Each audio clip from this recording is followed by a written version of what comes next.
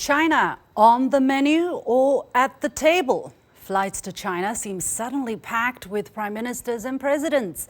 What began late last year with visits to Beijing by Spanish King Felipe VI has been followed by leaders from France, Ireland, the Republic of Korea, Canada, Finland, and the United Kingdom. Some see this as a thaw or reset in relations with China. Others express concern that many of these countries are simply building leverage in their bargaining with Washington. Some even warn that cooperation with China comes with a price, at what cost, they would ask. So what is driving this wave of visits? What has changed for them? What still needs to change? Welcome to this very special edition of The Point with me, Liu Xin, an opinion show coming to you live from Beijing. I'm pleased to be joined from Shanghai by Clare Pearson, former chair of the British Chamber of Commerce in China, now International Development Director for Asia of DLA Piper, a global law firm. From Beijing, Professor Hongjian, Director of the Center for European and Regional Development Studies at Beijing Foreign Studies. Also in Beijing, Ben Norton, Editor-in-Chief of Geopolitical Economy Report, and here in the studio, Einar Tangen, Senior Fellow at the Center for International Governance Innovation and Chairman of Asia Narrative Substack. The warmest welcome to all of you. So a quick review, a quick timeline of what has happened in Beijing from late last year to early this year. Several world leaders have been visiting China. Just to give you an idea, for instance, in November last year, Spanish King Felipe VI visited China. This was his first visit since becoming king, and the first state visit by a Spanish monarch in China in 18 years. Then in December, French President Emmanuel Macron. This was his fourth state visit to China. In January 2026, we see Irish Prime Minister Michael Martin. We also see ROK President Lee Jae-myung and Canadian Prime Minister Mark Carney. This was the first trip to China by a Canadian Prime Minister in 8 years. Then again, we also see Finnish Prime Minister Petteri Orpo, UK Prime Minister Keir Starmer. This was the first visit to China by a British Prime Minister in 8 years. Then in February, we are expecting German Chancellor Merz. He is expected to visit China. Now, what I have not mentioned is out of the five of so-called Five Eyes Securities Alliance of the West, four of these countries have visited China.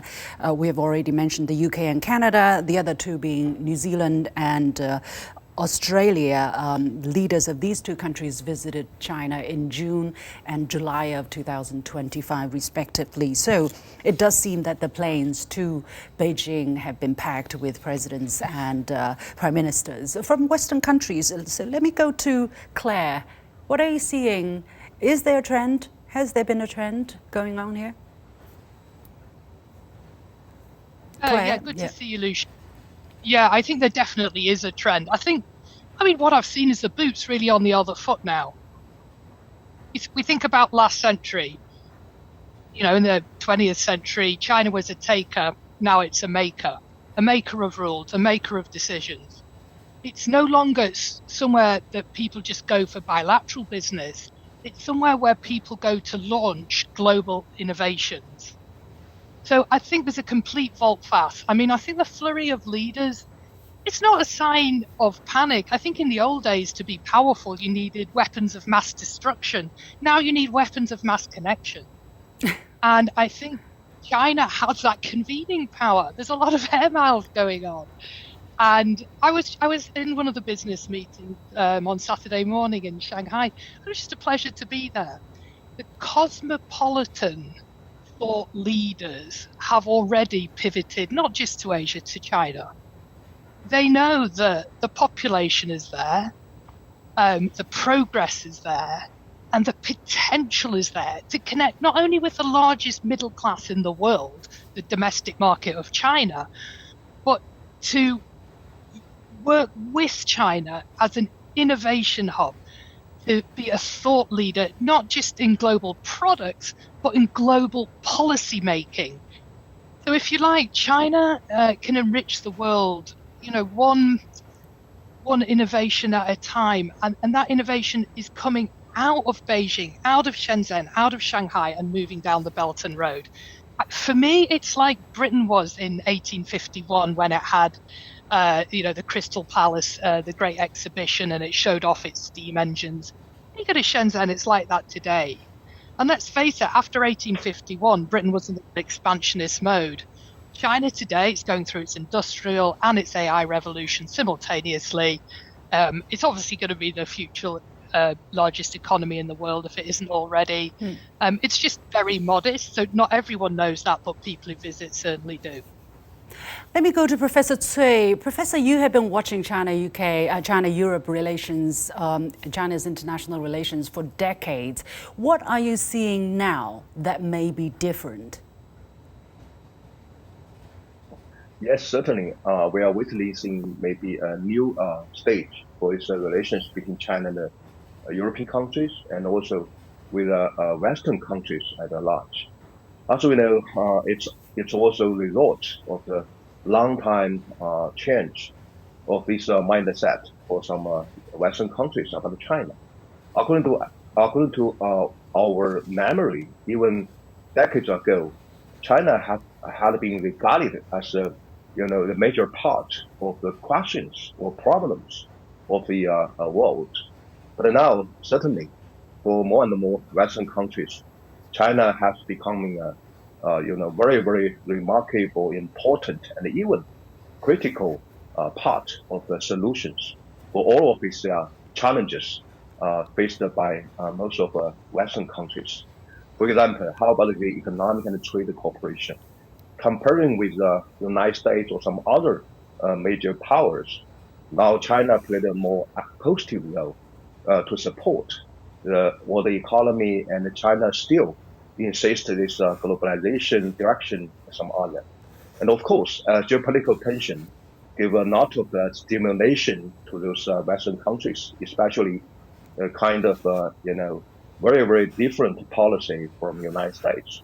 I think it also give a very, very big stimulation to these countries to look for some more maybe space for their diplomatic and also for their economic cooperation and some other, to get a kind of a rebalance between China and the U.S.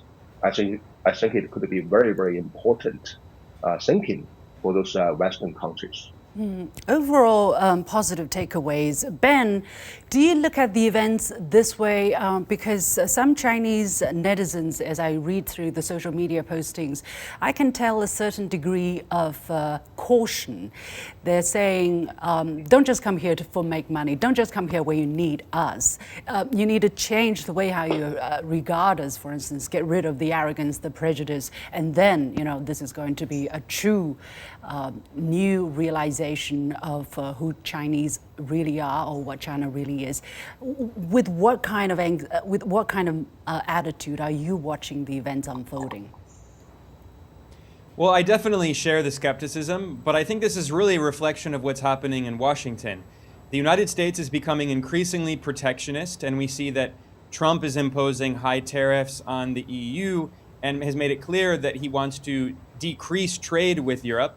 So this has pressured European leaders to seek more alternatives, not only in China, but the EU recently passed two very important trade agreements, one with India and one with Mercosur, this trade bloc in South America. These were trade negotiations that had gone on for decades, and they always failed. And yet now the increasing protectionism and tariff threats in the US have pressured Europe to seek alternatives. Of course, China, it has 1.4 billion people. It is the largest economy when you measure its GDP at purchasing power parity, or at market exchange rates, it's the second largest economy. So it makes sense that Europe is trying to diversify its economic partnerships. But certainly politically, I share that skepticism because we know that the European Commission has officially referred to China as a so-called systemic rival. Now, obviously, China does not see Europe in that way. So European foreign policy still is guided by these kinds of hegemonic ideas that the Chinese system should be changed according to Europe, which is ridiculous. The people of China have the right to their own unique system. So I think there are many problems politically, but I think those issues can be resolved in the medium to the long term. In the short term, this is a reflection of the increasingly multipolar global order that we're in.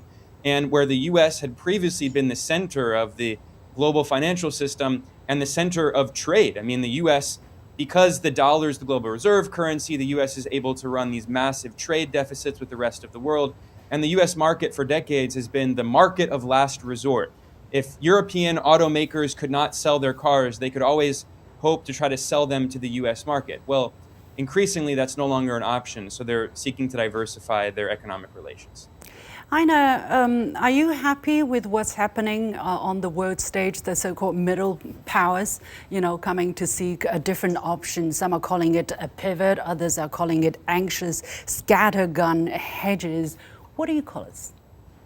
Well, I call it confusion. It's a reaction to the fact that the United States is no longer reliable and China is seen as perhaps different ideologically, but extremely stable and growing. So, obviously people are trying to create strategies that allow them to go somewhere in between. I do not anticipate, as was mentioned by my colleague Ben, that this is going to be a love fest.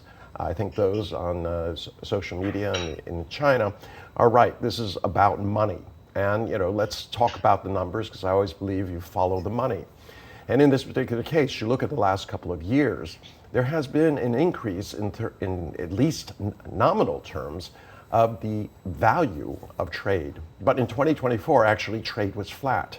And then last year, although the cost was up, the total volume was up 7%, just under 2.5% of that was due to actual volume. So what are we seeing here? The cost of doing business is going up. And why? Because of Donald Trump. Now, because he was only elected once, because he was elected the first time, they thought, oh, this is an aberration. The fact that he was elected a second time means that the bookends of Washington have changed. And as a result, they are seeking not only to de-risk themselves from the US by coming to China, they're also doing, as Ben pointed out, doing other deals with India, with South America, and that is going to continue.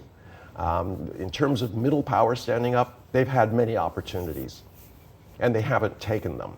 I think your initial statement was correct. This idea of hedging, that somehow Donald Trump can be convinced that he has to side with them, or that in 3 years a new administration comes in and everything goes back to the wonderful way it used to be. So I think that this is unrealistic, and I think going forward, the middle powers should be uniting and saying, let's put an end to this nonsense where we're being pitted against ourselves. Are we dreaming here, Einar? No, you are, in the sense that until the attitude changes, I don't know how many times I've been lectured by European ambassadors that China will never be able to join the world stage in reality, e.g., according to their standards, until it sides with them on Ukraine, until it does this, that, and the other thing. It's the same kind of colonial mindset that we've always had and seen. And until that changes, just like in the United States, until it changes, and people believe, look, we're not the king of the world, we are simply part of it. Until those attitudes change, it's very, very difficult. You're going to continue to see whatever is happening in the moment, what exactly you said earlier, which is that it's a systemic rival, or it's the evil personified for the US. Yeah. Well, the reason why I asked the initial question, is China on the menu or at the table? Because I keep getting this impression that, we have always been here. We've been doing these things that we do for a very long time, and yet it was the Western country who said, look, China, you're in the wrong. We're going to de-risk, we're going to decouple, and then, oh, we need you. Then they come, and probably it happens again. A few months later, something again happens. Oh, see, China is the bad guy. China is not good. We need. For me, it's not treating China as an equal. It's always about the other side. China is this piece of cake on the table. When we like it, we slice it differently, or we eat it. When we don't like it, that's why I say probably the more fundamental questions has to be asked. What does China want? What is China? What does China need? And when we're dealing with China, when we're engaging with China, probably we also need to think, what about their feelings? What about their needs? What about their interests when we're doing all of this? Clare, am I thinking too much? I'm very skeptical, honestly. Lucian, that's why I like your program. You're difficult. I am very difficult to please. You're very difficult, Lucian, and that's exactly why I like working in China. China's not going to roll over to the Western powers. Do you know what one of my Chinese friends calls Brussels? The country club. The country. Yeah, and lots China of rules, is too comfortable. But China actually, the country club, it's got its place, right? That's somewhere you can host conferences. But maybe it's been a bit too rich for too long to really relate to the majority of the world. And this is where I see China's unique role as a host. There's a reason 5 countries are coming to visit you. I really liked what Mark Carney said. There's been a rupture.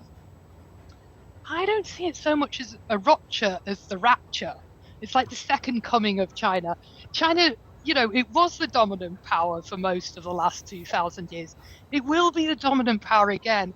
And that's really a hard headline to swallow for a lot of people who are fundamentally racist or scared of China. For people like me, I mean, when I joined our law firm about 26 years ago, we were going through a series of mergers to integrate the European offices. And I remember I was a young person and I had a secondee in my office from Germany. And I asked Michal, I said, it was in the newspaper that day, there was a lot of racist headlines about beat the Han. It was World Cup. And I said to Michael, I said, I'm embarrassed about those racist headlines from the British newspaper against Germany. But what do the Germans really think about the English? And Michal said, actually, Claire, we don't really think about you at all.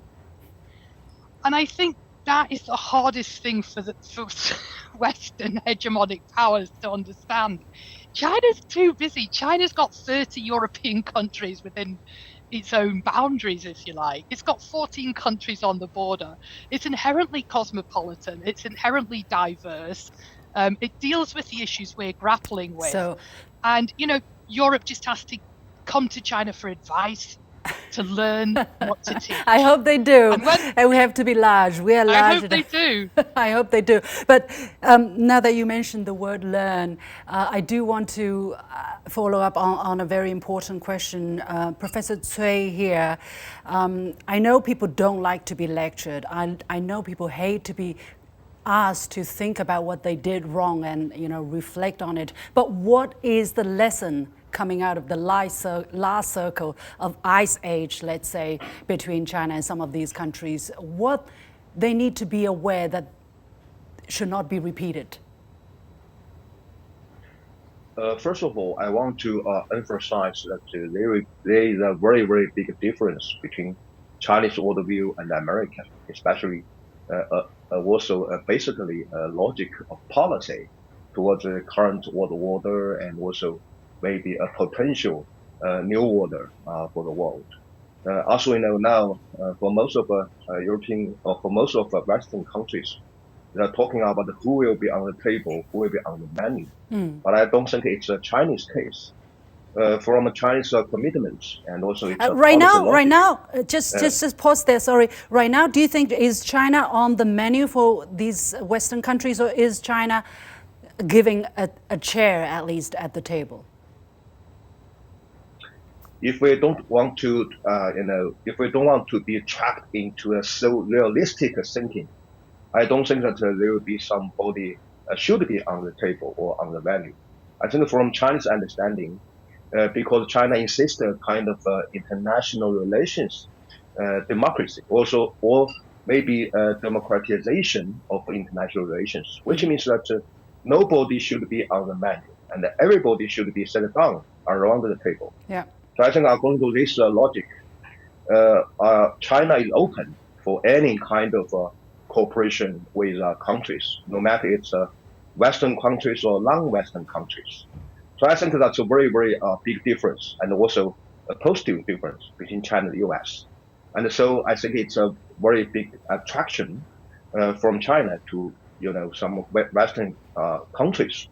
So yes, once there are some lessons need to be learned for Western countries, I think firstly, to make clear what's the real situation also, and some, imagination in the mind. For the past decade, we can find out for most of Western countries, they try to be in the so-called comfortable zone by by uh, uh, by by relying deeply on United States. But even they are reluctant to know that China is different, and China will try to provide some more positive contribution to the world. Secondly, I think that a kind of a kind of a politicization or securitization efforts from these governments of Western countries, it has faced a very big challenge from very pragmatic interests, especially for their business people, for their economic development. So I think now it's a very important lesson for them. Should do not trap into a tension between a kind of a political purpose and economic damage. They should avoid any distortion of the political and economic logic. Finally, I think that now, once again, it's time for Western countries to open their eyes to look after the world. Especially, they do need to have a very different, visions about China, because China is different from some other major powers. China always try to contribute positive difference for global governance. I see. That's very interesting. So 3 points you mentioned there: imagination versus reality, over politicization of economic trade issues, and being open-eyed about what China is or what other countries are. Ben, do you share these points? What do you think are the biggest takeaway from the last, from the last few years of turbulence, and what people should remember as we go forward? Yeah, I agree. And I think there are two main takeaways here. Liu Xin, you asked if China is at the table or on the menu. And I think one of the first takeaways is I agree with the professor that China opposes this kind of worldview that the great powers are all sitting at the table and they carve up the rest of the world. This is really how the United States, especially under Trump, sees the world, that great powers should have their spheres of influence. And China is against this idea. This is why Trump is trying to replace the United Nations. He's clearly trying to do this with his so-called Board of Peace. And China, on the other hand, is defending the UN-centered system of international law based on the UN Charter, which respects sovereignty and self-determination. So I think that's a very important point to stress. And the European powers will often, do lip service to this idea of the rules-based international order. But Mark Carney, the Canadian Prime Minister, acknowledged in his Davos speech that so-called rules-based order was always deeply hypocritical, and the great powers primarily the US, simply ignored these so-called rules when it was convenient, like when the US invaded Iraq without the approval of the UN Security Council, or has imposed unilateral sanctions in violation of international law. So that's the first takeaway. But I think the other main takeaway in response to your question is, if we're forced to use this example, this metaphor of the table, what this actually demonstrates is that China is certainly at the table because the European countries, now that they are so dependent on the United States and they're forced to seek alternatives, they're the ones asking China for investment. This is a very significant development because if you go back, to 1978 when Deng Xiaoping initiated the reform and opening up, it was China seeking investment from Western companies, especially German car makers like Volkswagen, to make joint ventures to develop the Chinese industry locally. Well, now in Europe, not in Germany, but in some countries like, for instance, Spain and the UK, they're not only seeking trade opportunities, but also investment opportunities. And China now is a world leader in many advanced technologies. So this is the problem, because, sorry for interrupting. Yes, I think we're in a very weird situation because on the one hand, there's still the factor of hubris, of arrogance, of prejudice against China, but on the other hand, they want something from China. Einar, who's going crazy here? No, you talk about passive aggressive, this defines it. Here's, you started off with this idea about who's on the menu, etc. Well, actually, it's Europe that feels, and the many middle powers that feel that they're on the menu. And they are squirming around trying to figure out some other way. But they're still kind of wedded to this idea that the US shares their values. And it's just not true. I mean, Donald Trump has shown that. And it's not simply him alone. He is more of a symptom of a system in the United States that's turned inward. You have to look no further than what is happening in Minneapolis and cities around the United States in terms of the deep divides that are going. This is a country that is turning on itself and turning on the international order. Because time is so limited, I want to give you one more opportunity, Einar. What must change on the minds of some people, if possible? Because you mentioned the word values, and it seems that values are putting a ceiling to some countries' relationship with China. Oh, China is not a friend. We have different values, so we can only do so much. If that mentality is not changing, how much can we look forward to the future? Oh, we can't.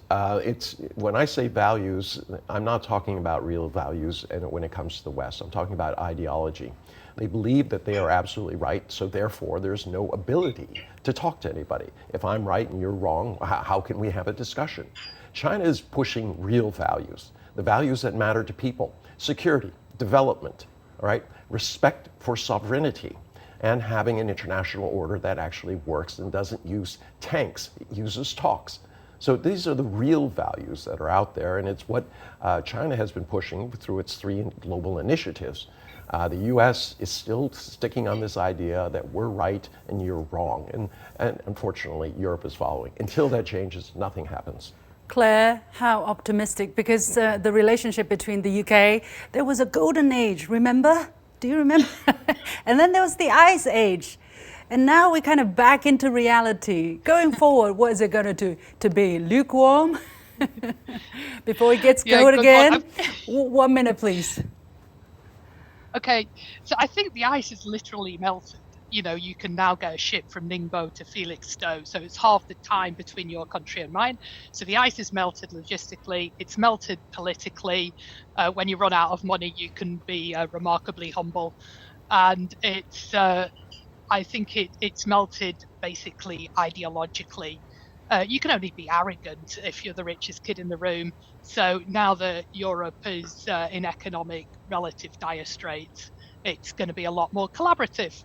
So I think we won't be back to a golden age quickly, Lucian, but we'll at least be back to a new age of reality. Right. Okay. Professor Cui, if I give you 10 seconds, will you be able to say something that we have to bear in mind as we go forward? Yes, I just want to take the issue of the values. So now I think we need to get out this narrow definition about the value. Just like some Western countries always take China and some other Western countries into a frame of democracy or non-democracy. But I think now it's time for us to change the focus and have a broader vision about the value. For example, how about globalization? How about the multilateralism? Yeah. But how about this, global governance? We won't have the time once we open eyes. Yeah, certainly. I think we will have some more cooperation. Thank you. Open eyes, really the key word to go. Keep our eyes open. Many thanks to Clare, Pearson, Hongjian, Ben, Norton, and Einar. And that's it for this special edition of The Point. Very interesting times, very interesting discussion. And as usual, you can follow me on Facebook and X using the handle Lucian in Beijing. On behalf of the whole team, thank you for watching. You've got The Point.